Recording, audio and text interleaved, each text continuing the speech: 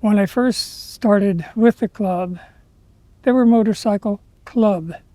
They were not a gang. And as time proceeded, they got into drugs, into heroin. They weren't a club anymore. They started fighting with knives and the such like that. And there were no motorcycles there. Let's fucking go!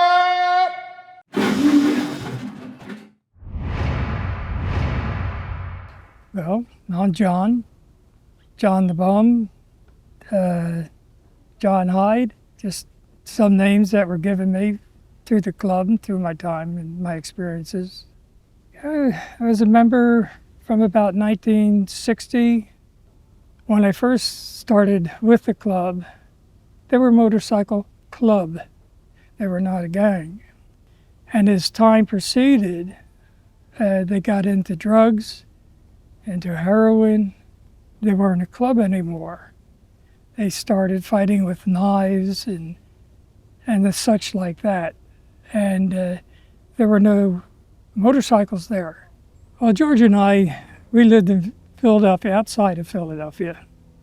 George had already been out to the West Coast, Venice, and he had become a member, but he had to come back. I don't remember exactly why, but it was important for him to come back. And he convinced me to go with him to Venice because of how life was out in Venice. This is 1960, 61. I left, we were supposed to meet in Daytona, Florida. I was there maybe about a month. George and Jackie, his wife, rode out there on their motorcycle and met me. And that's when we proceeded from there.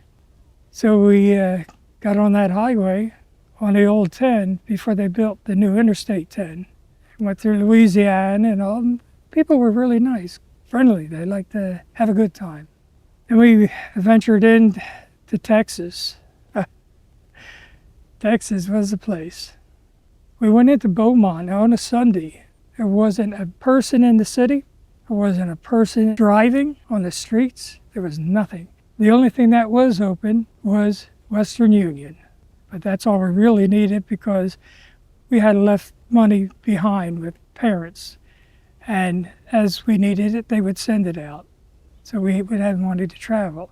And we went up to the next town was Liberty, Texas. Went into a restaurant, sat down. There was only one customer there. We looked at the waitress and motioned to her that, we wanted some service. And she wouldn't approach us. She had kind of a strange look on her face. So we drank the water and ate some of the crackers that were there, and we left.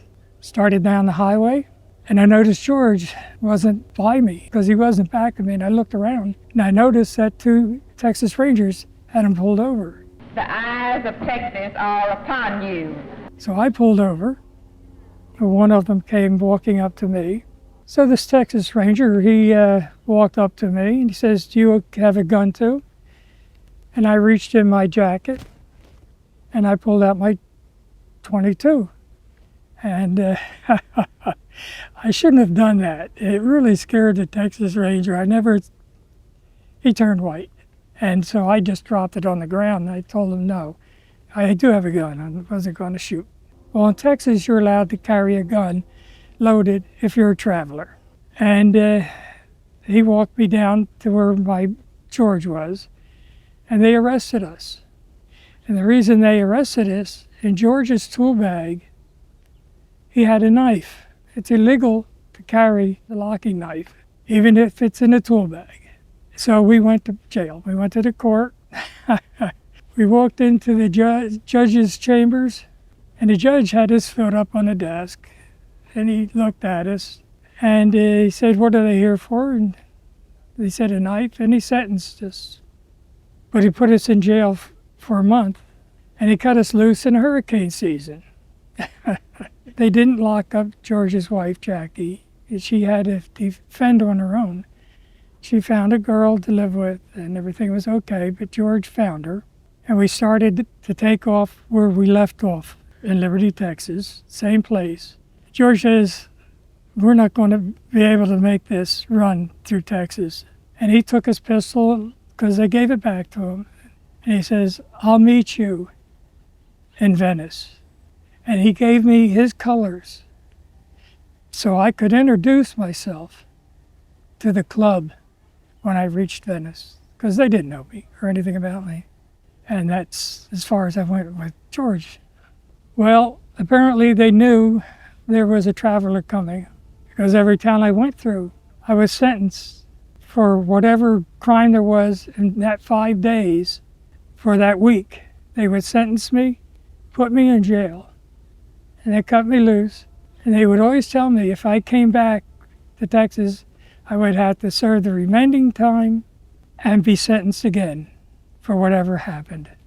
And that was my whole trip. It took me 1.5 months to go straight through Texas. Well, I had a little trouble finding